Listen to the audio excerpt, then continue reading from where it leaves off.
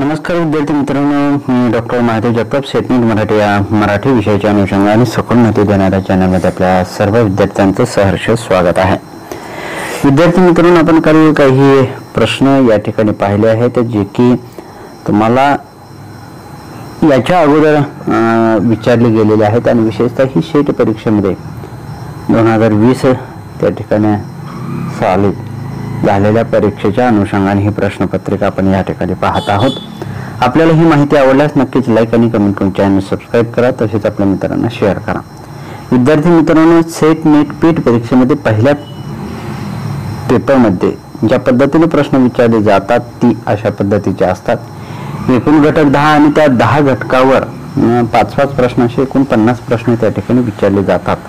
आणि हे पाहत असताना जो पहिला प्रश्न आहे तो अशा पद्धतीचा आहे की खालील संचनिहाय राशी XYZ विचारात घ्या आणि ज्यामध्ये योग संयोग त्याच्यानंतर छेद आणि सुपरस्क्रिप्ट C पूरक संच दर्शवतात. तर या पद्धतीचा जो संच आहे तो म्हणजेच या ठिकाणी कोणत्याही दोन राशी सारखा संच दर्शवित नाहीत, कोणत्याही तिन्ही राशी सारखा संच दर्शवतात, किंवा फक्त X आणि Y राशी सारखा संच किंवा Y आणि Z राशी सारखा संच दर्शवतात. अशा पद्धतीचे या ठिकाणी उत्तर आपल्याला दिलेले आहेत. आणि यातलं फक्त X आणि Y या ठिकाणी फक्त X आणि Y, X आणि Z म्हणजे या ठिकाणी X आणि Z या ज्या काही राशी आहेत त्या सारखा संच दर्शवताना आपल्याला दिसून येतात. बाकीचे जे काही चुकीचे आहेत हे आपण या ठिकाणी सांगू शकतो. पुढील प्रश्न, पुढे दिलेल्या 3 रंगाचा हिरवा G, निळा B व लाल R खड्यांचा क्रमिक माळा आहेत. म्हणजे एक G, B आणि R म्हणजे हिरवा म्हणजे ग्रीन, निळा ब्ल्यू आणि लाल रेड अशा पद्धतीने यातील कोणत्या 2 माळा सारखाच होतील जर पहिला व शेवटचा खडा शेजारी ठेवले तर. आता या ठिकाणी बघा, X आणि Z म्हणजे X ची काय आहे पहिला आणि शेवटचा जर ठेवला तर तुम्हाला त्या सारखाच माळा झालेला आपल्याला दिसून येतील. पुढे इतर कुठलाही ते दिसणार नाही.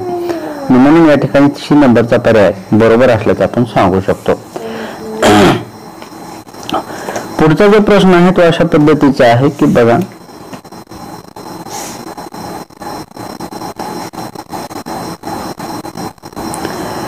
एका नावेत सरासरी 22 किलोग्राम वजनाची 25 मुले बसली. नावड्यासह सर्वांचे सरासरी वजन हे 24 किलोग्राम आहे. तर त्या नावड्याचे वजन किलोग्राम मध्ये किती, किलोग्राम मध्ये किती, अशा पद्धतीचा हा प्रश्न आहे.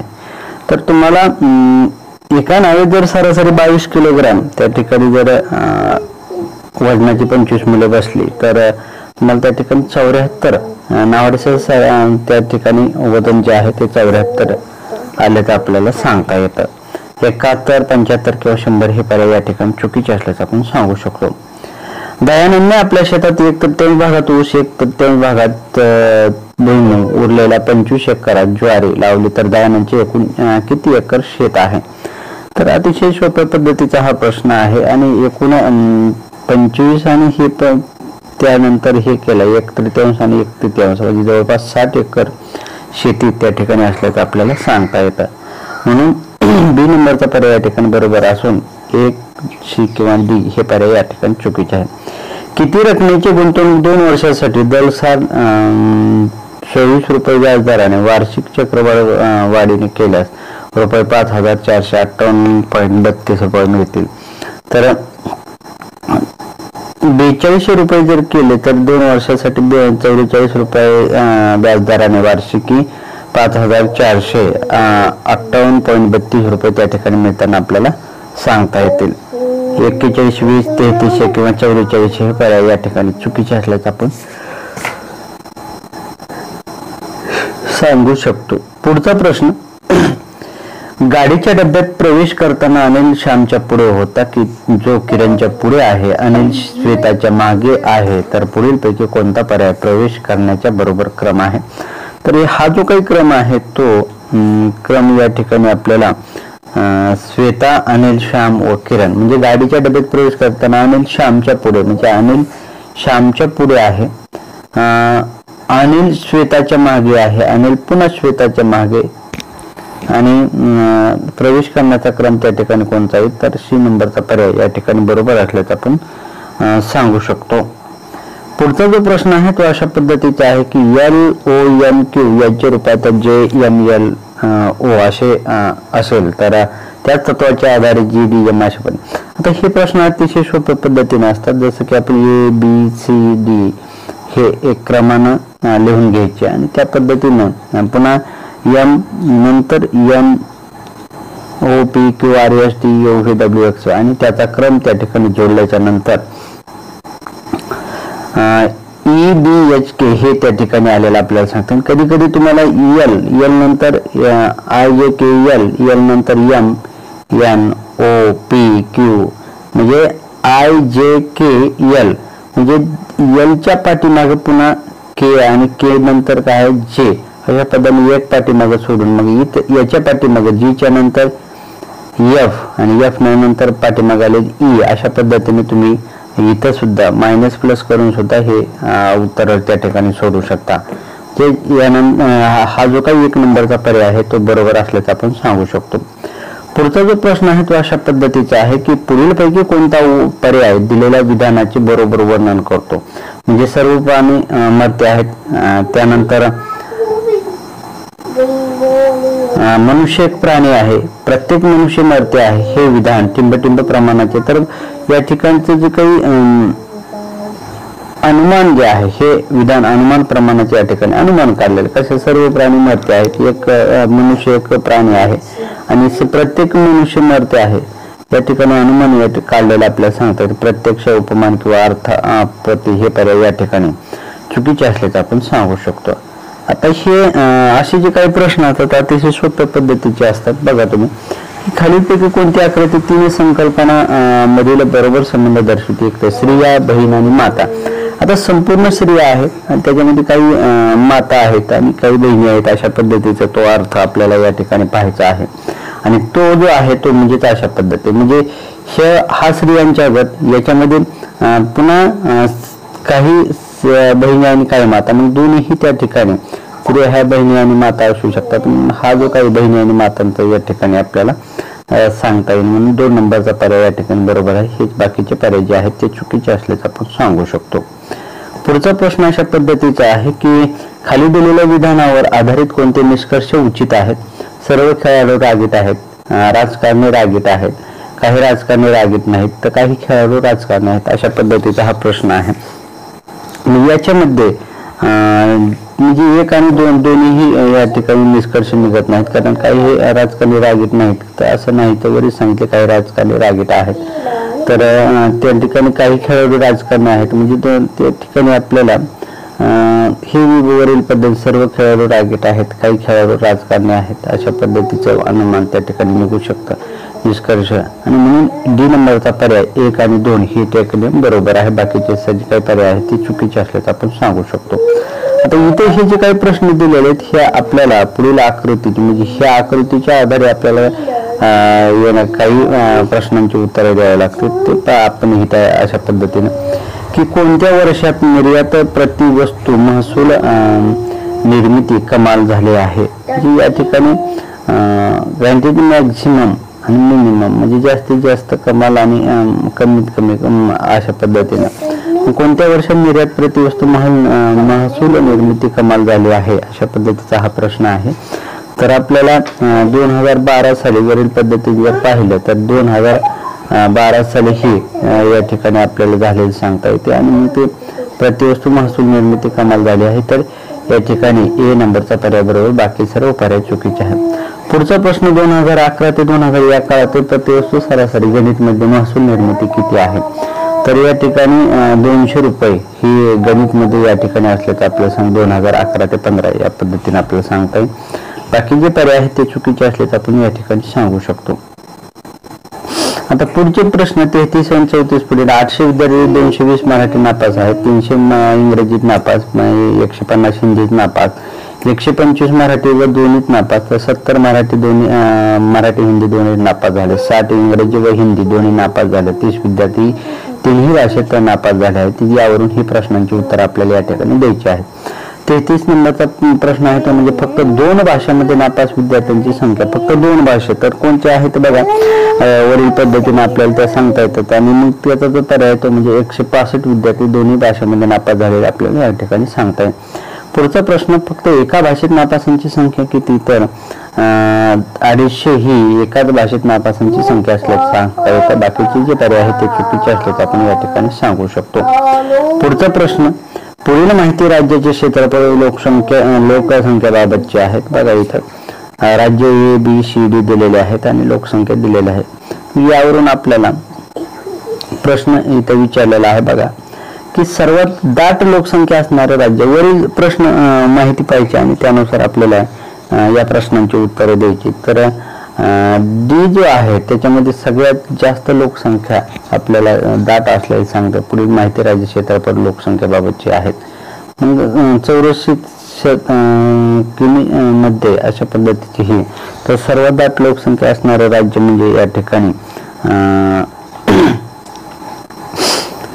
D आहे हे आपण या ठिकाणी लक्षात घ्यावं. म्हणजे 5000 प्रत्येक चौरस सेंटीमीटर 3 लाखाची एवढी लोकसंख्या असलेली आपल्याला या ठिकाणी सांगता येईल.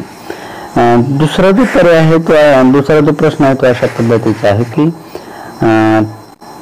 तराई या योग्य अध्यक्षर निर्माण म्हणजे TRAI या शब्दाचा योग्य अध्यक्षर विस्तार पुढीलपैकी कोणता आहे, तर telecom regulatory authority of India अशा पद्धतीने TRAI या शब्दाचा लॉंग फॉर्म असल्याचं सांगता येतं.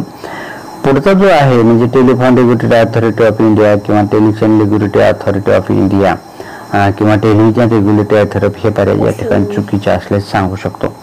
भारतात माहिती तंत्रज्ञान कायदा केव्हा अंमलात आला अशा पद्धतीचा हा प्रश्न आहे. तर तुम्हाला या ठिकाणी भारतात माहिती तंत्रज्ञानाचा कायदा हा 2000 साली अंमलात आला. 2005, 1980 किंवा 1990 हे पर्याय चुकीचे असल्याचं आपण सांगू शकतो. पुढचा प्रश्न अशा पद्धतीचा आहे की भारतात पहिल्या भारतातील पहिल्या परम संगणकाच्या विकासात कोणी महत्वाची भूमिका बजावली अशा पद्धतीचा हा प्रश्न आहे. तर या ठिकाणी आपल्याला भारतात विजय भटकर यांनी भारतात पहिल्या परम संगणकाच्या बाबतीत महत्वाची भूमिका त्या ठिकाणी निभावलेली सांगता येईल. पुढचा प्रश्न बघा आता अतिशय सोप्या पद्धतीचा हा प्रश्न की महाराष्ट्र सरकारने सर्व शाळांना सर्व विद्यार्थ्यांची माहिती पुढीलपैकी कोणत्या संकेतस्थळावर नोंदवणे अनिवार्य केले आहे. तर या ठिकाणी सरळ याच्यावर महाराष्ट्र सरकारने सर्व शाळांना व सर्व विद्यार्थ्यांची माहिती सरळवर नोंदवणं अनिवार्य केलेलं आपल्याला सांगतं. पवित्र, सारथी किंवा शालात हे पर्याय चुकीचे असल्याचे आपण सांगू शकतो. पुढचा प्रश्न भारतातील उच्च शिक्षणाच्या क्षेत्रातील डिजिटल पुढाकार योजनेत पुढीलपैकी कशाचा समावेश होतो.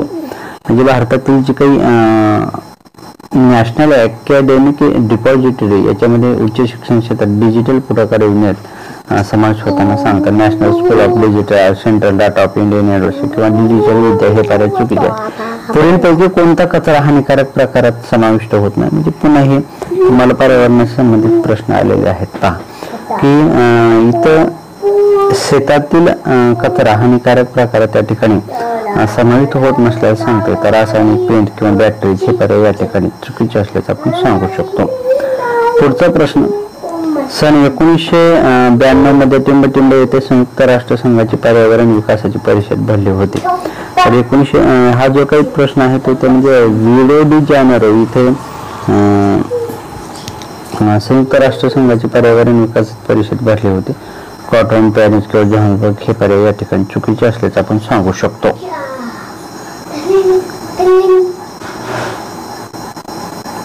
मानवी व प्राणी पेशी अवयव व दूषित शरीर अवयव व जैववैविध्य कचऱ्याची विल्हेवाट टिंबटिंबच्या सहाय्याने लावली जाते. तर हा जो काही प्रश्न आहे याचं उत्तर या ठिकाणी इन्सिनरेशन याच्यामधून ही विल्हेवाट लावली जातात आपल्याला सांगता येतं. कंपोस्टिंग, मायक्रो किंवा ॲटोलिस्टिक हे पर्याय या ठिकाणी चुकीचे असल्याचं आपण सांगू शकतो. डोंगरी भागात गर्दी कोसळणे हे संकट नेहमीचेच असल्याचे कारण काय? तर अशा पद्धतीच्या प्रश्नाचं उत्तर म्हणजे अतिशय सोपे असे प्रश्न. बरोबर, डोंगरी कडा कापणं, मातीचा रास किंवा वाक्षाचा रास हे सर्व प्रकार या ठिकाणी आपल्याला सांगता येतात.